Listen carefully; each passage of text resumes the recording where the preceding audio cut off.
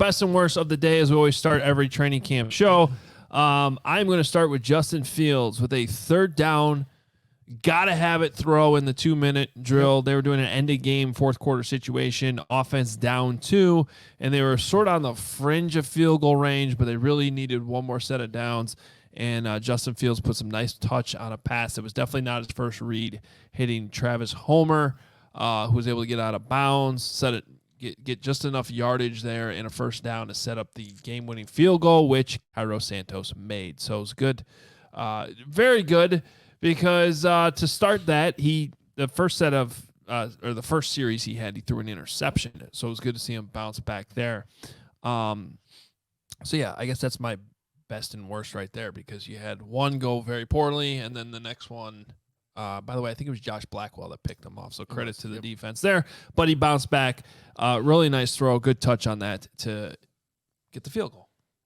Yeah, I'll go with Chase Claypool's continued chemistry emergence with Justin Fields. They are finding that each other more and more seemingly every day, and it happened again today a couple times in the end zone. It's good to see, and we all know this, but when you look at Darnell Mooney and you look at DJ Moore and Tyler Scott, they don't look like Chase Claypool. I mean, the Bears need this. They need Claypool to be good, and that because they don't have a big body receiver with them like him. And I think he's coming along nicely here in camp. For me, the biggest downer is the injuries. Seeing Jack Sanborn walk around, Tremaine Edmonds missing time today. Hopefully, it's just a vet day.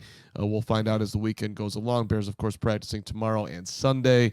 Tevin Jenkins not practicing. Nate Davis not practicing. So we haven't heard. Matt Eberflus hasn't said anything serious yet, but it is the numbers are getting larger, and they're happening to key players.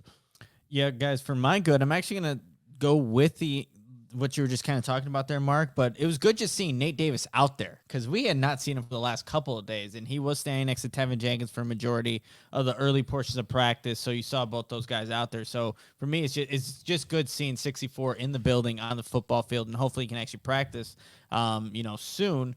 My worst was the same thing that you mentioned, Adam, with the Josh Blackwell pick, because that was that was the first play of that team drills series where it was a low ball to the left side of the formation. Josh Blackwell picks it, and obviously the first team offense had to go again, but they did rebound after that. But you never obviously like to see an interception like that. But that's my best and worst.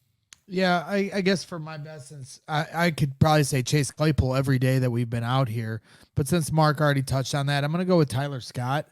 That's a good one. He put another guy on skates today in one-on-ones, and this Bears team's going to see some one-on-one coverage. When you got to have a QB spy for Justin Fields, that's going to force teams into one-on-one coverages, and it looks like Tyler Scott can beat your one-on-one. And it's just impressive to watch this guy. We made the comparison to Johnny Knox, and I stand by that. It just continues to prove itself out. He made a couple catches in a row on the 2-minute drill with the second-team offense versus first-team defense. The second one where he was able to get out of bounds and stop the clock. So he's really elevating himself. He's wide receiver 4 to me. I think that's clear as day at this point. And if you were to project into a next offseason discussion, he's certainly going to push somebody off this roster that's in a contract year. And I don't like saying that, because we all just want to have fun with who we have right now. But at the same time, he's showing, in my opinion, that he's going to have a bright future here with the Bears. My worst, I'll just stay with the wide receivers. My eyes are always on the wide receivers. So Velus Jones had a drop in one-on-ones. He did have one catch over the middle in 7-on-7s, I believe, or maybe it was 11-on-11s. But then in the 2-minute drill, they tried to throw to the right sidelines, and it got knocked down by Tyreek Stevenson. It was a good play by Tyreek, so I'm not trying to criticize too hard on Velus. But at the same time, it's just so up and down with Velus, and we're looking for those bright spots from him, and as a wide receiver, and it's just not coming on a consistent basis. And I'm sure he wants better.